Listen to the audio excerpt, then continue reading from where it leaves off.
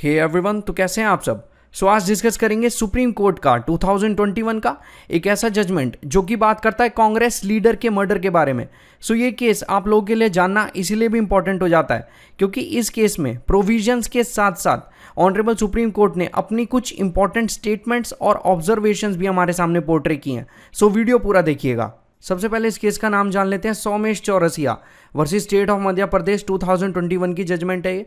आगे बढ़ते हैं, कुछ फैक्ट्स क्लियर कर लेते हैं इस केस के रिगार्डिंग। आप देख सकते हैं ये है इस केस में एक्यूज्ड, इनका नाम है गोविंद सिंह। तो ये गोविंद सिंह करते क्या है, बेसिकली मर्डर कर देते हैं एक कांग्रेस लीडर का जिनका नाम होता है देवेंद्र चौरसिया। बेसिकली जब गोविंद सिंह मर्डर करते हैं देवेंद्र चौरसिया का तो इन पे ट्रायल कंडक्ट होता है। तो यहाँ एग्जिस्टेंस में आते हैं honourable high court of Madhya Pradesh. High court of Madhya Pradesh ये कहते हैं कि ये जो भी इंसिडेंट हुआ है इसके रिगार्डिंग इन्वेस्टिगेशन कंप्लीट हो जानी चाहिए 3 महीने के अंदर। विद इन 3 मंथ्स जो इन्वेस्टिगेशन है वो खत्म हो जानी चाहिए। और अगर इन्वेस्टिगेशन के बाद ये पता लगता है कि इस केस में जो एक्यूज्ड है, जो है गोविंद सिंह, वो अगर गिल्टी है तो उन्हें अपने ऑफेंसेस के लिए कस्टडी में लिया जाएगा। लेकिन आगे चल के honourable high court of Madhya Pradesh bell grant कर देते हैं, जमानत दे देते हैं गोविंद सिंह को। लेकिन यहाँ एग्जिस्टेंस में आते हैं honourable supreme court. Honourable supreme court जो बेल मिली थी गोविंद सिंह को उसको रिजेक्ट कर देते हैं। मतलब जो गोविंद सिंह थे जिन्होंने मर्डर कर दिया था देवेंद्र चौरसिया का, उनकी बेल को रिजेक्ट कर देते हैं यहाँ honourable supreme court. Honourable supreme court जब यहाँ बेल रिजेक्ट करते हैं तो वो इस कंटेक्स्ट में इस रिजेक्शन के अकॉर्डिंग यहाँ कुछ फैक्टर्स रखते हैं जिसके बेसिस पे ऑनरेबल सुप्रीम कोर्ट ने गोविंद सिंह की बेल रिजेक्ट की थी। आप देख सकते हैं ऑनरेबल सुप्रीम कोर्ट ये कहते हैं कि जब बेल ग्रांट हुई थी गोविंद सिंह को, जो इस केस में एक्यूज थे, तो उन्हें ये बेल ग्रांट नहीं होनी चाहिए थी क्योंकि पुलिस अथॉरिटीज ने यहाँ पे अपनी पावर का मिसयूज किया है और एक तरह की नेग्लिजेंस दिखाई है। नेग्लिजेंस होती है लापरवाही। तो ऑनरेबल सुप्रीम कोर्ट का यही कहना था कि जो पुलिस वाले हैं उन्होंने अपनी पावर का गलत इस्तेमाल यहाँ पे किया है और यहाँ लापरवाही दिखाई है इस केस में। ऑनरेबल सुप्रीम कोर्ट एक और इंपॉर्टेंट चीज मेंशन करते हैं। सुप्रीम कोर्ट यहाँ ये कहते हैं कि गोविंद सिंह जो इस केस में एक्यूज्ड है उन्हें बेल कैसे दी जा सकती है जबकि उन्होंने पहले 2 मर्डर किए हैं और उनके केसेस भी उन पे चल रहे थे।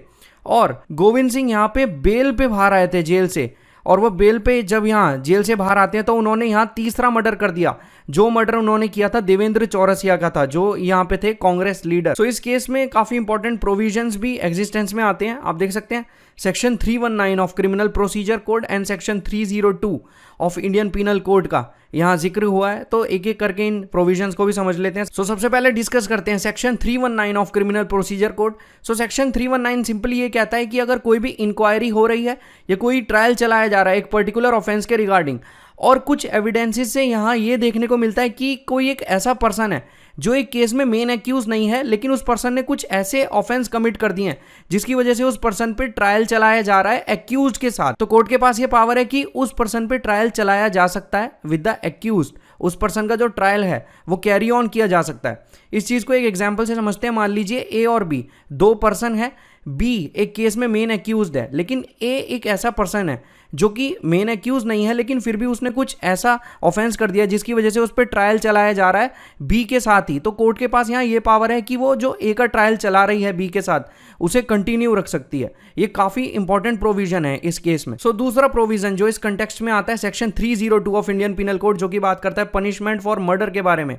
देखिए, अगर आपको मर्डर या कल्पेबल होमिसाइड के ऊपर डिटेल्ड और इजी एक्सप्लेनेशन चाहिए तो आप मेरी ये वीडियो देख सकते हैं जो इस टाइम आई बटन में फ्लैश हो रही है।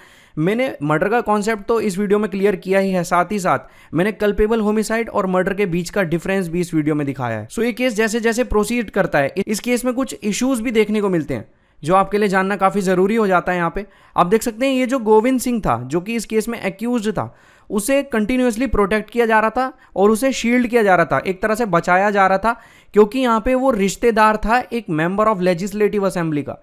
ये काफी इंपॉर्टेंट चीज है। मतलब जो भी प्रोविजंस थे, जो भी चीजें थी, उनसे गोविंद सिंह को यहाँ पे प्रोटेक्ट किया जा रहा था, उसे बचाया जा रहा था क्योंकि यहाँ पे वो एक मेंबर ऑफ लेजिस्लेटिव असेंबली का रिलेटिव था। तो यहाँ ये चीज निकल के आई थी कि अगर कोई पर्सन रिलेटिव है मेंबर ऑफ लेजिस्लेटिव असेंबली का और उसे प्रोटेक्ट किया जा रहा है तो क्या ये चीज सही है। और दूसरी चीज, दूसरा इशू यहाँ जो देखने को मिला था वो ये था कि जो भी प्रोविजंस थे, जैसा कि मैंने आपको बताया section 319 of criminal procedure code and section 302 of Indian penal code, उनके अंदर चार्ज नहीं किया जा रहा था एक्यूज को, क्योंकि वो यहाँ रिलेटिव था मेंबर ऑफ लेजिस्लेटिव असेंबली का। कहने का मतलब ये, इसने जो भी ऑफेंस किए थे उन ऑफेंसेस से रिगार्डिंग जो भी प्रोविजंस है हमारे लीगल सिस्टम में, उनके अंदर इस पर्सन को चार्ज ही नहीं किया जा रहा था। तो क्या ये चीज यहाँ पे एक्सेप्टेबल थी? क्या ये चीज यहाँ पे सही थी? So finally honourable supreme court बहुत सी अपनी इंपॉर्टेंट ऑब्जर्वेशंस और स्टेटमेंट्स यहाँ मेंशन करते हैं। सो आप देख सकते हैं ऑनरेबल सुप्रीम कोर्ट का ये कहना है कि इंडिया में दो पैरेलल लीगल सिस्टम नहीं चल रहे, इंडिया में सिर्फ एक ही लीगल सिस्टम चल रहा है जो कि है अपने आप में इंडिपेंडेंट।